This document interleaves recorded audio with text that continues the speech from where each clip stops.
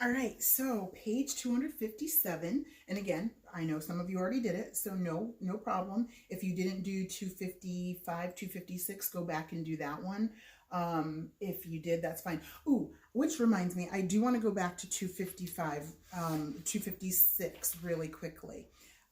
Most of you did very well on that. I loved seeing your little boxes that you made, but we were not thinking quite as carefully when it asked what a cube has for faces, vertexes, and edges. Some of you just kept putting 4, and you have to think carefully. It's not going to have 4 faces. So let me just draw it on the side here for you, so that we can look at that carefully. So you were supposed to draw your box, right? And then, okay, good. And then you drew another box. Your 2 squares. So right away, you know that you have 2 faces already, right? And then you connect, and connect. But if you look at that, that's not 4. That's 1 face in the front, 1 face in the back. On this side, there's a face. On that side, there's a face. So 3, 4. At the top, there's a face, 5. At the bottom, there's a face. That would be 6 faces. So some of you were not quite getting that. So right in the front here, this is a face. This back here is a face. Over the side here, that's a face. At the bottom, that's a face. On the other side, that's another face. That's 6 faces in all, okay? So think that through carefully. The other thing it asked for was vertexes. So then that means you're counting all the places where it connects. So there's 1, 2, 3, 4, 5, 6, and then 7, 8 vertexes. Okay, so think carefully. I'll number them for you so you can see them. 5, 6, 7, 8. Okay, so do you see 1, 2, 3, 4 at the top? Then 5 and 6 at the bottom. 7 and 8 on the other bottom side. Do you see those? Can you see that? Okay. Yikes, I know it's not very super clear. Oh, it's not coming out very clearly at all. Well, anyway, that's what it's supposed to be. Let me see if I can just... Sorry, I'm going to carry you. Now let me find it. There we are. Nope. There we are. Can you see that now? Okay, see those edges there? Those vertexes. Now for the edges are all of those edges, so you have to look carefully. Try to hold this right.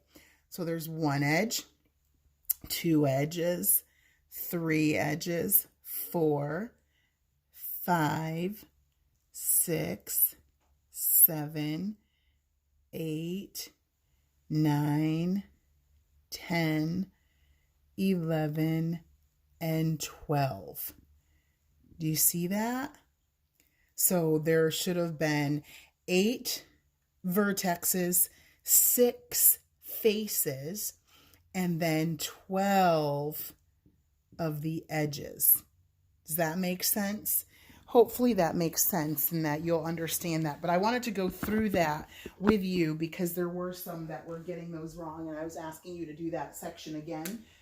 So if you did that section again, double check that just to make sure. All right, now back to page 257. Look at your box at the top, rounding money to the nearest dollar. An amount of money rounded to the nearest dollar has no cents. We already talked about that. If there is 1 cent to 49 cents, we go down. $2.49 goes down to 2. $14.33 goes down to 14. $136.09, $136 just automatically goes right back down. If there is 50 cents to 99 cents, that's when you round up to the next dollar. 250, oh, it's going to go up to 3.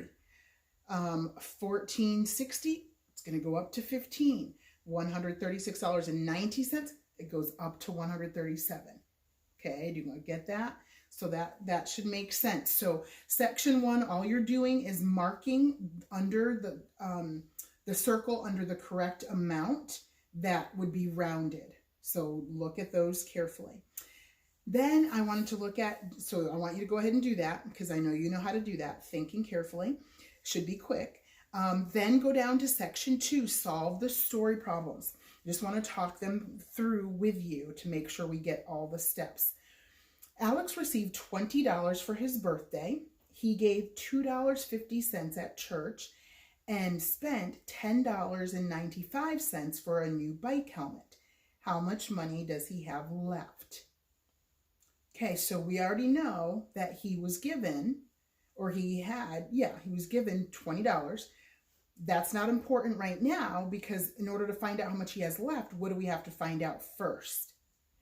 Good, I heard you. We have to find out how much he spent. How much did he spend? So how do we find out how much he spent? Take the bike helmet and the money that was given at church and do what with them? Yes, add those together first. After you find that answer, then what are you going to do? Take that answer and subtract it from $20. Remember, bigger number always goes on top. Always, always, always, no matter what. So think that through. And then just write your answer in the blank. Then letter B, Madeline has 4 pairs of red socks, 6 times as many pairs of blue socks as white pairs of socks, and 1/4 as many white pairs as red pairs. How many pairs of socks does she have in all? And then how many socks does Madeline have?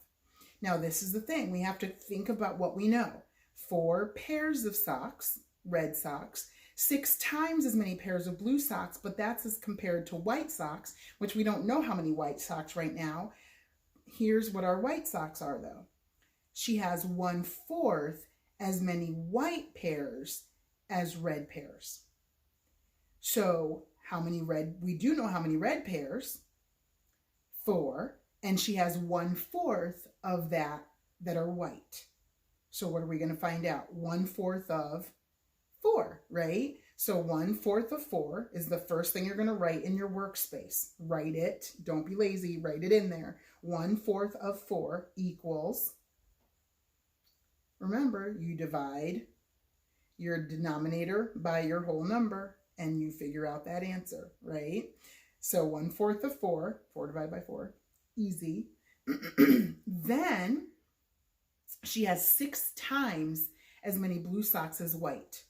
So we just figured out how many white socks she has because that was 1/4 of the 4 pairs of red socks. So take that number that you figured out and multiply it by 6 because it says 6 pairs of blue socks, 6 times as many of the white socks.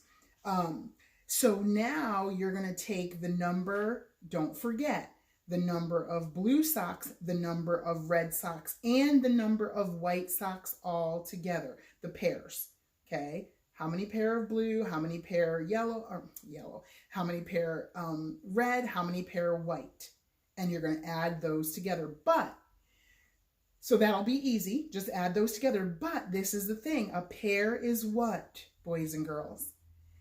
When you have something that comes in pairs, socks come in pairs, they come in groups of 2. So the second thing that it's asking is separating the pairs. Now how many socks does she have? So you're just separating into how many socks, which you're going to multiply your number by whatever the pair is. Got it? I think you do because you're smart. So that's an easy one. Then on the back, it's all review stuff that you should know. But look at the brain booster very carefully.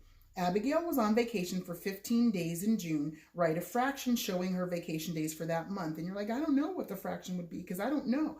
But you do. You have to find out. You have to know, not find out, because you should already know. Remember we said the rhyme. I'll go over the rhyme in just a second. You have to know how many days are in June.